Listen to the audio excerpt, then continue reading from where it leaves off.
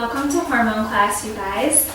And like I mentioned before, I'm going to give a presentation on different hormones in the body, what they're responsible for, and also the ones that we will test with your hormone kits.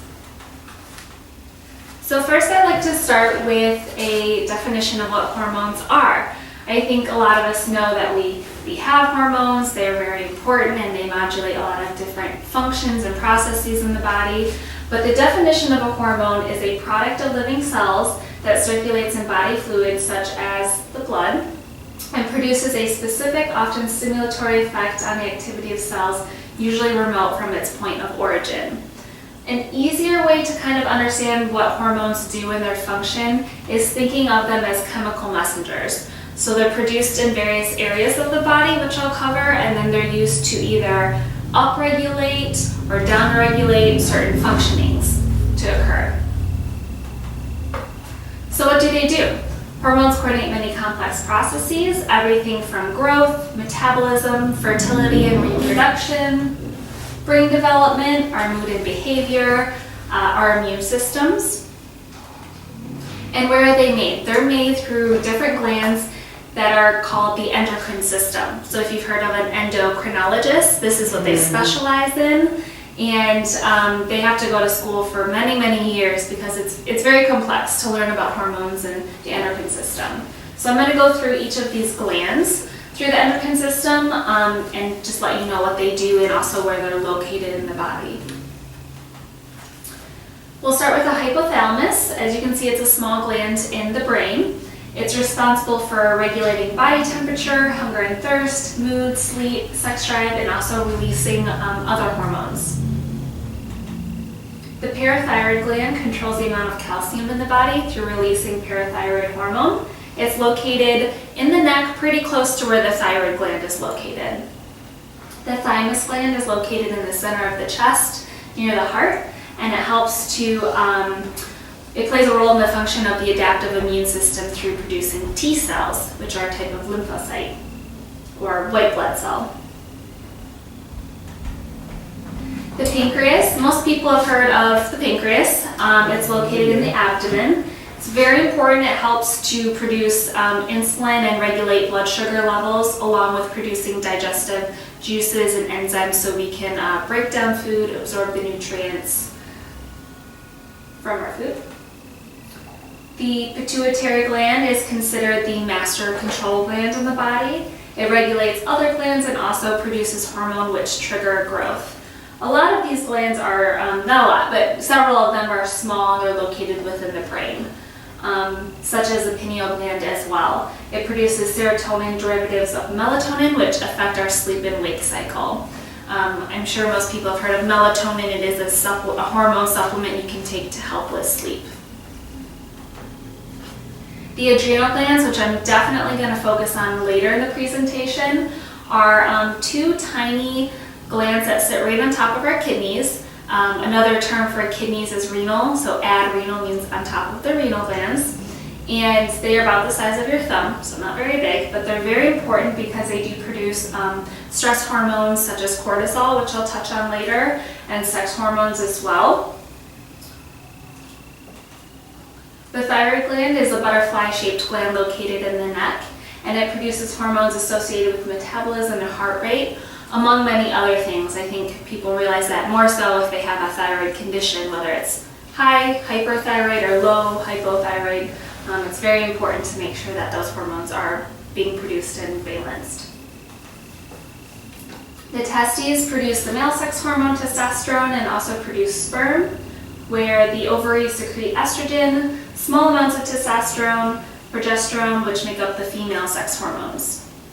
For men, we test for testosterone. For women, we test for estrogen or estrone. There's 3 different types of branches of estrogen, and we test for the estrone, which kind of gives us a good reflection of estrogen levels in females. So the reproductive hormones. Estrogen is produced in the ovaries, adrenal glands, and fat tissues, and it's responsible for the development of female secondary sexual characteristics and also the regulation of the menstrual cycle. In males, they also produce estrogen, but in much smaller amounts compared to females, which help for the maturation of sperm and the maintenance of a healthy libido. There are a lot of imbalances and symptoms associated with these imbalances that can occur with estrogen, whether it be too high or too low. And they can be any and all or a combination of some of these symptoms. Premature aging, allergies, autoimmune disorders, breast, uterine, or endometrial cancer, low libido, hair loss, headaches, fatigue, depression, anxiety, brain fog, dry eyes, insomnia, PMS, polycystic ovaries, thyroid dysfunction, or slowing of the metabolism, mood swings, and infertility. As you can see, it affects pretty much every area of the body for the most part. And this is a very common issue that we have, I feel like, with a lot of women, is hormone imbalances. Something I like to talk about when I am on the topic of estrogen is something called xenoestrogens. This was a new term that I learned about when I helped to construct this class, and the more I've been trained in hormone health. Xenoestrogens, or endocrine disruptors, they're also known as, are estrogen imposters. And what these are they're different man-made toxins that mimic the effects of estrogen. They're a lot more potent than our body's natural production of the hormone. It can disrupt the balance and the mechanisms in the body. They overstimulate cellular activity, which can lead potentially to certain diseases for cancer development. And they accumulate in body fat, which make it a lot more difficult to remove and excrete. So where are they found? That's the big question. This illustration here just shows that on the left here we have estrogen, the hormone, binding to the cell receptor site, so it can do its signaling for its intended purposes. However, I'm going to cover in a second where these xenoestrogens, chemicals, toxins are found. And because their structure is so similar to the hormone, it's able to attach to that same cell binding site. That's not good because your body never meant for that signal to be sent, and it's happening when it's not supposed to, which can cause a raise in estrogen levels, which can lead to different cancers or diseases or problems, symptoms, that sort of thing. Here are the sources. There's a lot in our environment, unfortunately, especially in today's modern society. Non-organic meats and produce, herbicides, pesticides that get sprayed on our food and then we consume, plastic and styrofoam containers, especially when you heat them up, so these different types of plastics and synthetic materials. So we always say never ever microwave your food in a plastic container because it's directly going to go into your food. So if you have a takeout container, remove that, put it in a glass container. It's much safer. Nail polish and other cosmetics, that's a big one. So many of the chemicals and things that are used in personal care products and makeup, a lot of these ingredients are banned in like Europe, but they're allowed in the US. And a lot of the time, I've heard this time and time again, they test new chemicals for about 3 weeks before they release it into the market. Now, most people use makeup or whatever it is, personal care products, much longer than 3 weeks, so how could they possibly know the long-term effects on the human body if it's only been tested for less than a month? So I have definitely made the transition of slowly looking for more organic, green, safer cosmetic, lotion, shampoo, perfumes, deodorant, toothpaste. I mean, if you run through and think of all the things you put on or in your body, just in your normal routine, it really adds up. Nail polish, sunblock, there's a lot of different things we use, so trying to find, I'm not saying go home and throw everything out, but as you run out, find a better option. A lot of stores like Whole Foods or Better Health, I found a lot of brands that are very comparable in price, or I wait for them to go on sale, because I think it's definitely worth it to keep hormone balance, present. Bleached papers such as coffee filters, napkins, and tissue papers. We use 7th generation in the office for like our tissues and things like that, so they don't go through the same bleaching process. They also have like coffee filters that they're brown instead of like bright white that haven't been bleached. Again, your coffee and hot water is going right through that, and then it's going to get into your coffee and then you drink it.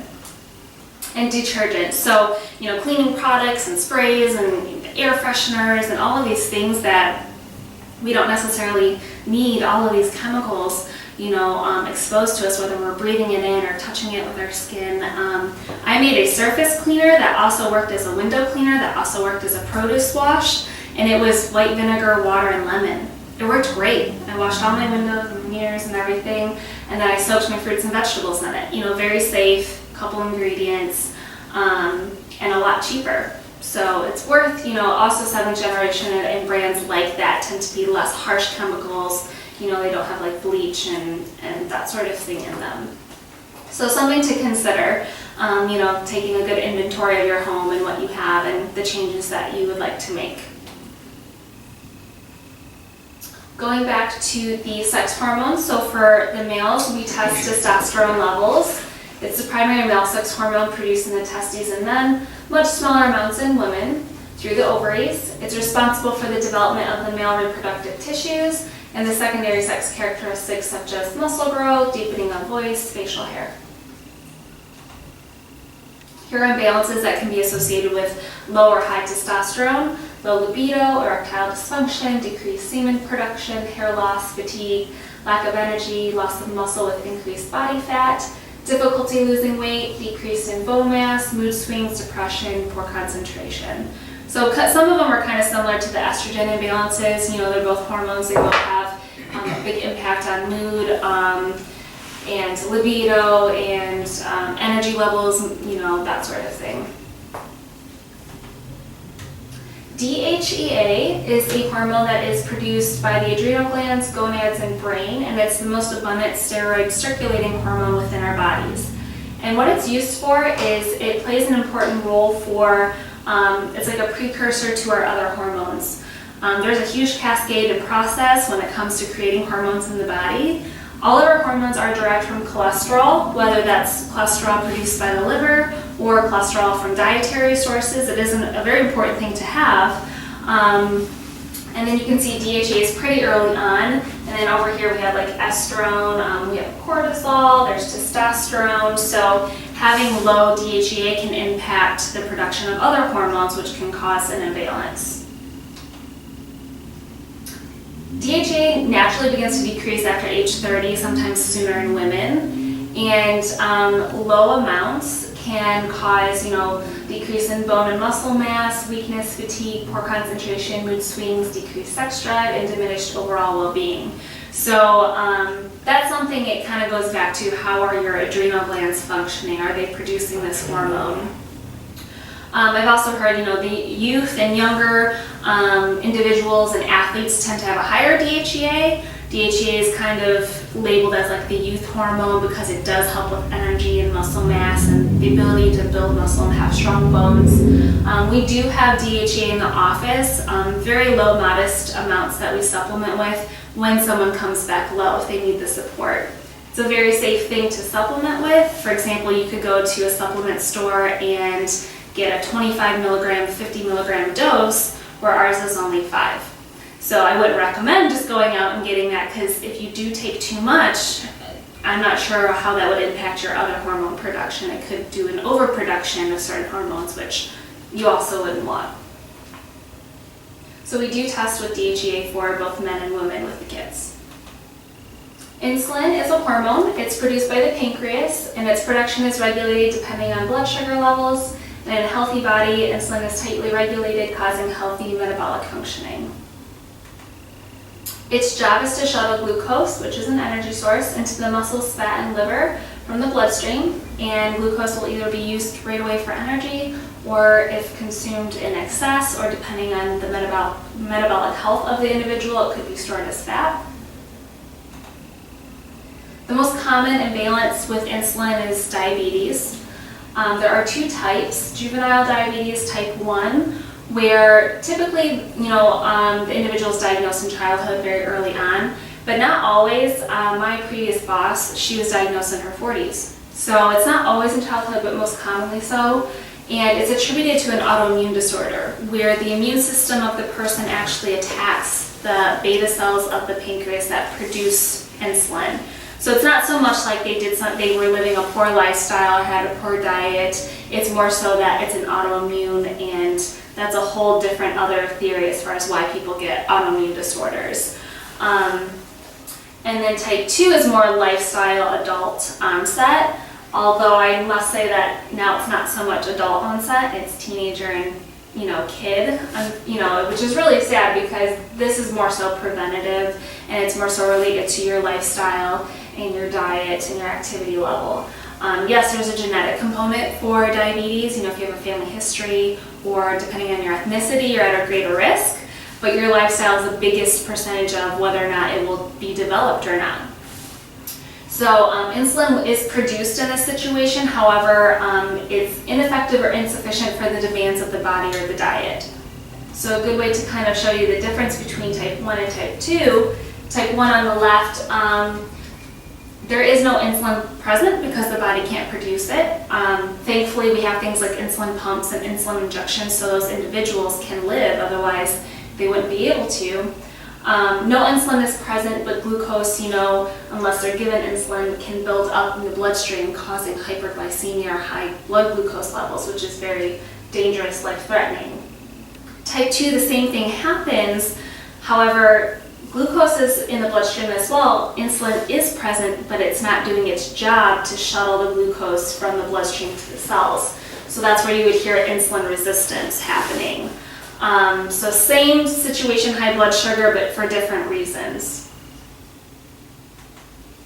And we do test for insulin with saliva, not so much to diagnose diabetes or anything, but to determine metabolic health and functioning, and also if someone could potentially be insulin resistance, which can precede diabetes development.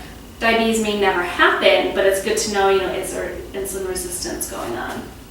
The normal range for blood glucose is 70 to 100. Above that is termed hyperglycemia, which symptoms include increased urination and thirst, blurry vision, headaches, unexplained weight loss, poor concentration and fatigue.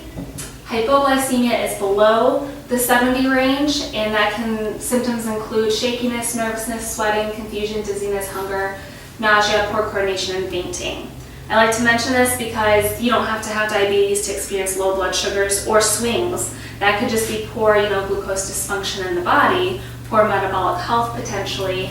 I'm sure everyone has experienced if you go a long period of time without food, you feel a headache, you feel irritable, hangry, you feel maybe nauseous. So that's good to know, is your diet right? Are you having balanced carbs with your other, fat and protein? And if you're eating in a way like that, you should have consistent energy and not feel the symptoms of low blood sugar. Cortisol is the next hormone. We test that through saliva. It's produced by the adrenal glands, and its secretion is controlled by the hypothalamus, so the brain. And it's involved in many different roles which help our body to sustain homeostasis. Homeostasis is just a fancy word for equilibrium or balance. The body loves to be in a state of balance where things are functioning well. It's released in events such as sleep cycle, so it's highest in the morning, that's normal, and it's lowest in the evening. You can kind of see the curve here. It actually works opposite to melatonin. Melatonin's lowest in the morning and rises at night, so we can fall asleep. Also during exercise, so exercise is a stress, but it's a healthy stress. It's a stress that causes our body to need to adapt to perform better or build muscle. And then also an acute and chronic stress. So most people know cortisol as a stress hormone, which we're going to focus on next. Acute stress is going to happen. It's the chronic stress we want to address and reduce. I'm going to have some pictures come up, but if you guys want to share what you feel your life stressors are, I think it's important to identify, first of all, you got to find out what's stressing you out before you can kind of handle it. But if you don't want to share out, I definitely have some examples come up. Anyone? Okay, I got it covered, don't worry. Common one is, is your job or schooling perhaps, that can be very stressful, especially if it's overly busy, long hours, maybe you don't like your job. That can cause stress. Traffic is a common one I hear, especially when people are rushing to get to class. And it's tough because that's one thing you can't truly control, so it's a stressful situation. Arguments or dysfunctional relationships, that's an emotional stressor, maybe a mental stressor. Budget, finances, and time, not having enough of either of those things is a stress. Perhaps a traumatic event, maybe a diagnosis, maybe a loss of a loved one, again, huge emotional burden, mental burden. The immune system can be stressed too through chronic diseases, chronic infections, being sick all the time. Again, your body's not really in a state of balance. It's fighting whatever is affecting your body, so that's a stress on the system. And that also, another internal stressor would be things like leaky gut, inflammatory foods, poor diet, permeability in the intestinal lining causing inflammation, food allergies and sensitivities, all of those things. The gut health is really important, so when that's thrown off, your body's kind of constantly under stress. Lifestyle choices can affect cortisol. They can actually raise them, which we don't want too high or too low cortisol. So things like having a high glycemic load diet, pretty much meaning high in processed foods, high in sugar or simple carbohydrates, kind of cause your body on this roller coaster of blood sugar levels, which stresses the system. It causes, cortisol and insulin to be released more often than it needs to be and in higher amounts. Saturated trans fatty acids, these are pro-inflammatory. They cause inflammation. They're not healthy. Not getting enough micronutrients, antioxidants, and fiber. So if you're not getting enough vegetables and fruit and plant-based foods, your body's not getting the micronutrients it needs. Having too much caffeine or alcohol, depending on how you metabolize caffeine or alcohol. Some people can have a little more and be okay. Some people just a little bit really affects them. They both impact the central nervous system. Caffeine is a stimulant, alcohol is a depressant. So being aware of how your body reacts to those. Being too sedentary. So yes, it's important to relax, but not moving is not good either. So our bodies are definitely designed to move and stand and walk. And a lot of us have to sit all day for, our job, or sit because we're driving somewhere, or sit because we don't have something to do, or whatever it is. So just moving more can really help. And then also just the state of being overweight can cause elevated cortisol. This chart here is something I like to cover as far as the central nervous system and how we respond to stress. Have any of you heard of the parasympathetic or the sympathetic nervous system? Got some yes, some no's. It might be a very new concept. I think it's very fascinating. I've been learning a lot more about the hypothalamus, adrenal, pituitary axis and how the body responds to stress in our environment. So first I want to cover the parasympathetic nervous system. This state, both of these are under the umbrella of the autonomic nervous system, meaning these functions happen without us thinking. They're automatic. So first, the parasympathetic nervous system is known as rest and digest. Hopefully everyone in this room is relaxed. Your rest, if you ate a meal, you could digest the meal, you're calm. All these functions here are different areas of the body, such as, your pupils will be constricted, meaning normal vision based on the lighting. Anything related to the GI tract, saliva production, gastric juices, motility of the peristalsis to move food through the digestive tract, all that's functioning normally. Low normal heartbeat, low blood pressure, you're breathing normally. All of that should be happening when you're calm, you're not stressed, right? More people have heard or are familiar with this sympathetic nervous system because it's also termed as the fight or flight response. Have any of you heard of that before? Yeah? Maybe you've heard those crazy stories where, a grandma saves her grandchild that's trapped under a car and she can lift the car all of a sudden because of adrenaline, norepinephrine, cortisol, all of those stress hormones almost give them like supernatural powers, right? This is not so much supernatural as it is survival. So your body and your brain are always assessing the environment to see, am I in danger? How do I respond? Whether we realize it or not. So if any danger or stress comes about, whether it's physical, like a tiger is chasing you, or it's mental, stress with your work, or emotional, a fight you may have had, your brain perceives it all the same, and it will have this type of reaction, low grade or not. It could be very severe, it could be mild, and you may not realize it. But what can happen is your pupils will dilate, meaning they expand so you can have better vision and see, assess your surroundings. Everything related to the digestive tract are going to kind of shut down because your body's not really worried about digesting food if you have to run away from a tiger. So that's why people get dry mouth when they're nervous. Saliva flow stops, the digestive juices stop, the bile, the pancreatic juices, peristalsis, so the movement, everything the blood flow goes to the extremities because you need to either run or fight. Your breathing increases to increase oxygen throughout the body. Same with heart rate and blood pressure are going to go up. Release of glycogen, which is the storage form of glucose, into glucose, which is quick energy. That's going to be converted.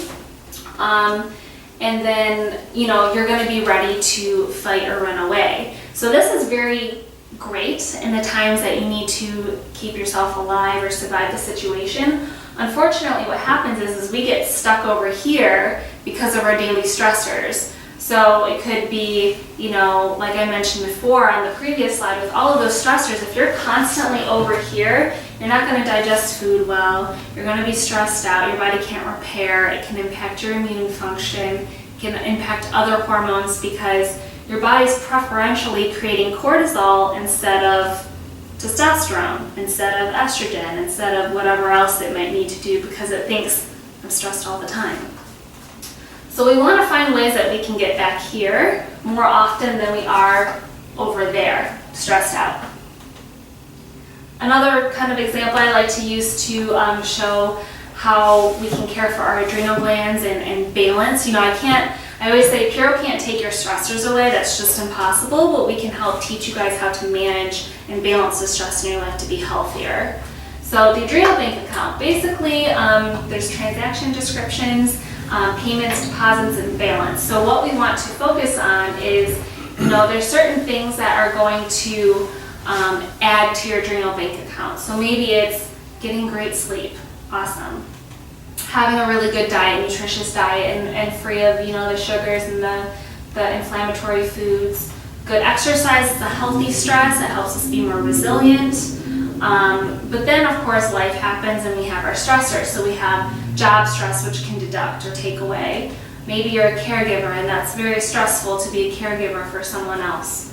Maybe your diet starts to slip and then maybe you're not sleeping as well. And then unfortunately your balance is in the negative. Now this is a very simplified, but I think it's a very powerful way to show that, if your life isn't in balance, it's going to be hard to combat or you respond to the stress that you're exposed to.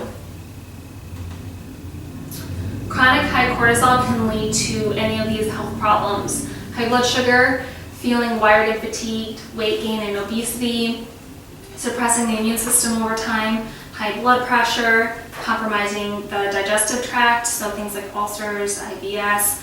Anyone with IBS can tell you stress makes their symptoms way worse, and that's exactly why. Decreased sex drive, low libido, poor memory or brain fog, it can start to affect your cognitive health.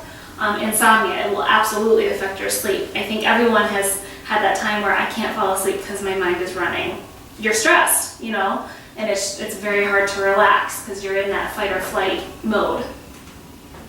Over time, the brain is going to communicate with the adrenal glands and pretty much tell it to stop. Stop overproducing cortisol because it can become a problem, but that can lead to different problems because you can have too low of cortisol. That can cause the overworked or fatigued adrenal glands. More appropriate to call it adrenal dysregulation, dysfunction, or downregulation really. Fatigue, sugar and salt cravings. Sugar because it's quick energy, salt because it can help raise our blood pressure. So the body sends out signals on purpose. It's not, people say I'm stressed, so I stress eat. It's part of it, eating is comforting, but also it can help with energy. Anxiety, irritability, loss of bone and muscle mass over time, weight gain specifically around the abdomen because cortisol can cause fat deposits around the abdomen, insomnia, and then depressed mood. I always ask if anyone has experienced any of these symptoms because most people, absolutely, we've all been through stressful times, whether they be short or prolonged. We know what it feels like. It's not fun. We know it has an impact on our health. So how do you balance cortisol levels? The best way to balance them is to minimize or manage your stress better. First and foremost, getting on a good sleep schedule. Your body repairs and heals a lot, and it's automatically in that parasympathetic state when you're sleeping, right? So getting a good sleep schedule. Breathing exercises are great, utilizing your diaphragm and actually deep breaths, and a lot of us just shallow breathe because we don't think about it, but really deep breaths really help to relax us, bring your blood pressure down, calm you. So you can do that when you're stuck in traffic and you have nothing else you can do. Is as simple as 6 counts in, 6 counts out, and really slowing things down. Acupuncture, massage, aromatherapy, depending on what you want to try. We have aromatherapy and massage here. I know a lot of people use acupuncture for pain management, which pain is a stress too. So if you're in chronic pain, getting that resolved. Cardio resistance exercises or yoga. An exercise that isn't going to make you feel stressed. So a certain type of exercise, like if you hate running and you force yourself to run, you're going to be stressed out. If you love yoga and that relaxes you, do more yoga. Do activities that you actually enjoy, otherwise it's going to hinder you more than it's going to help. Practicing mindfulness and meditation, there's so much research to support the benefits of meditation. They've been doing it for thousands and thousands of years. There's a lot of guided apps that you can use if you don't know how to meditate or you never have.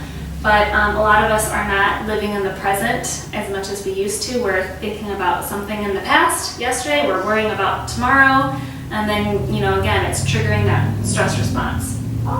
Being a pet owner, if you love animals, there's research to support, having a pet can reduce anxiety, depression. Your pets are always happy to see you.